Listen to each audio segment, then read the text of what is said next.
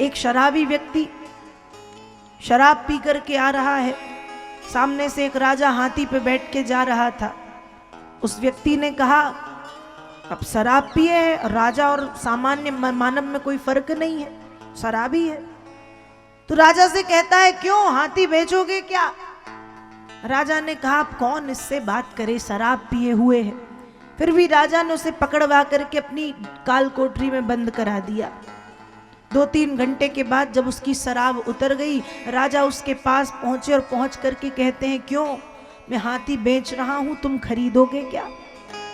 तो वो शराबी कहता है, अरे महाराज, वो हाथी बेचने और खरीदने वाला तो 2 घंटे पहले ही चला गया। कहने का मतलब है कि शराब पीकर के व्यक्ति अपने आप को 2 घंटे के लिए राजा और बादशाह समझ बैठता है।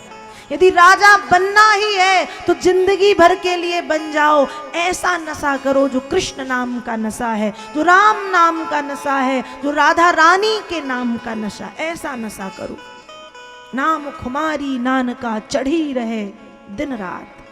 8वें रत्न के रूप में बारूणी मतलब मदिरा निकली, और जब मदिरा निकली तो राक्षसों ने पी ली। और कहते हैं ये देवता तो पागल हैं जो अमृत निकलने के बाद भी अमृत की खोज में लगे हुए हैं। और 9वें रत्न के रूप में कुछ समय के पश्चात धन्वंतरी भगवान अमृत कलश लेकर के प्रकट हुए। धन्वंतरी भगवान जब अमृत कलश लेकर के आए, राक्षसों ने उनके हाथ से अमृत कलश छीन लिया। एक बार फिर देवताओं और राक्षसों में झगड़ा प्रारंभ हो गया, हम पिएंगे, हम पिएंगे, हम पिएंगे। उस समय भगवान विष्णु ने मोहिनी रूप धारण किया है। नवयौवन निर्वृत्त स्तनभार कृशोदरम मुखामोदानुरक्ताली जंकारोद विघ्नलोचनम। मोहिनी रूप धारण किया, नव यौवन निर्वृत्त, एक नई उम्र से युक्त देवी के रूप में, जिसकी 16-18 वर्ष लगभग उम्र है, जिसकी साड़ी का पल्ला पृथ्वी को स्पर्श कर रहा है, जिसके खूब लंबे लंबे बाल हैं कमर तक, जिसकी आंख कमल की पंखुरी की तरह कटीली कोमल हैं, बड़ी बड़ी हैं, जिसकी नासिका सुंदर है, जिसके अधर सुंदर हैं, जिसके कपोल सुंदर हैं, जिसकी दंतावली सुंदर है, जो बहुत कोमल सी है, नाजुक सी है, देखने में बड़ी सुंदर, चंचल नेत्र हैं जिसके। एक ऐसी देवी के रूप में भगवान प्रकट हुए। और जैसे ही राक्षसों ने देखा तो मोहित हो गए, क्योंकि पहली बार इतनी सुंदरता देखी है। तो भागे भागे आए, देवी जी, देवी जी, आप हमें निष्पक्ष भाव से अमृत पिला दें। मोहिनी देवी ने कहा, ठीक, अमृत मेरे हाथों से यदि पीना है तो मेरी एक शर्त है। मैं सही गलत जो करने के लिए कहूं, यदि तुम करने तैयार हो तो मैं भी अमृत पिलाने तैयार हूं, नहीं तो मैं चलती हूं, मुझे बहुत से काम है।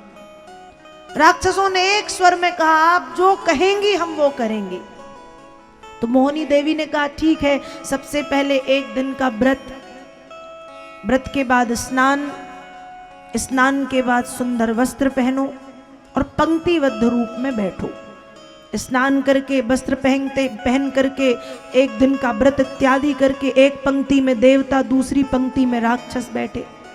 और मोहिनी देवी अमृत कलश लेकर के सबसे पहले राक्षसों के पास पहुंची हैं और कहती हैं कि ये जो ऊपर का अमृत है ये पानी है, इसलिए ये जो पानी है ये देवताओं को पिला देने दो, और नीचे जो गाढ़ा गाढ़ा अमृत है वो हम तुम्हें पिलाएंगे। अब राक्षस तो राक्षस मंदबुद्धि, यदि ऐसा कह भी रही थी मोहिनी देवी तो कह देते कि चलो ठीक है, ऊपर पानी है नीचे गाढ़ा गाढ़ा, तो एक बार अच्छे से मिला लो और फिर सबको पिला दो। कभी कभी कुछ पदार्थ ऐसे होते हैं ना जो नीचे जम जाते हैं, ऊपर पानी पानी होता है, तो यदि ऐसा है तो मिक्स कर लो अच्छे से और फिर पिलाओ। पर राक्षस तो राक्षस इतना भी नहीं समझ पाए कि कभी एक घड़े में 2 प्रकार का पानी हो सकता है। और मोहिनी देवी सबसे पहले देवताओं के पास गई, अमृत पिलाना प्रारंभ किया। उस समय राहु नाम के दैत्य को बड़ी जल्दी पड़ी थी। वो आकर के सूर्य और चंद्रमा के बीच में बैठ गया और बैठ करके उसने अमृत पी लिया। थोड़ी देर के बाद सूर्य चंद्रमा जब समझ गए तो भगवान को बताया कि प्रभु ये राहु है, इसने अमृत पी लिया है। तत्क्षण भगवान ने सुदर्शन चक्र से राहु का सिर काटा, लेकिन वो मरा नहीं, क्योंकि अमृत का संसर्ग हो चुका था। उसके दो भाग हो गए, राहु और केतु। ब्रह्मा जी ने उसे नवग्रह में स्थापित कर दिया, नवग्रह बना दिया।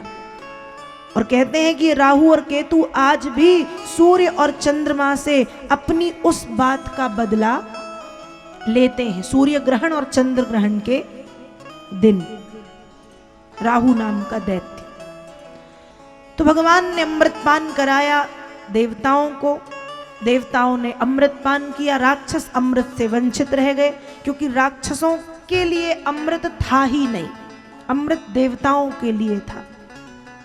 इसके बाद देवासुर संग्राम प्रारंभ होता है। जब देवासुर संग्राम हुआ तो राक्षस अमृत पी चुके हैं, एक आत्मविश्वास है भरा हुआ, और देवता अमृत पी चुके हैं, इसलिए आत्मविश्वास है। और जो राक्षस हैं समुद्र मंथन से थके भी हैं और अमृत नहीं मिला, तो वैसे ही भीतर से आत्मविश्वास की कमी। तो जब देवासुर संग्राम हुआ तो देवासुर संग्राम में जो राक्षस हैं वो पूरी तरह से समाप्ति की कगार पर पहुंच गए। मुश्किल से 10-15 राक्षस बचे थे, और राक्षसों के जो राजा थे, राजा बलि, वे भी मारे गए। तब ब्रह्मा जी ने आकर के देवासुर संग्राम को वहीं पर रोका। देवासुर संग्राम रोका गया, क्योंकि ब्रह्मा जी जानते हैं यदि राक्षस पूरी तरह से समाप्त हुए तो 84 लाख योनि में से एक योनि कम होगी और प्रकृति का संतुलन बिगड़ेगा। इसलिए संग्राम को वहीं पर रोका गया। देवताओं को स्वर्ग मिल गया, राक्षस फिर मारे मारे फिरने लगे। कुछ राक्षसों ने जो बचे हुए थे राजा बलि को उठाया, और उठा करके गुरु शुक्राचार्य जी की शरण में ले जाकर के रख दिया। तब गुरु शुक्राचार्य जी महाराज ने राजा बलि को संजीवनी नाम की विद्या से जीवित किया है। बलि जीवित हुए गुरु की कृपा से।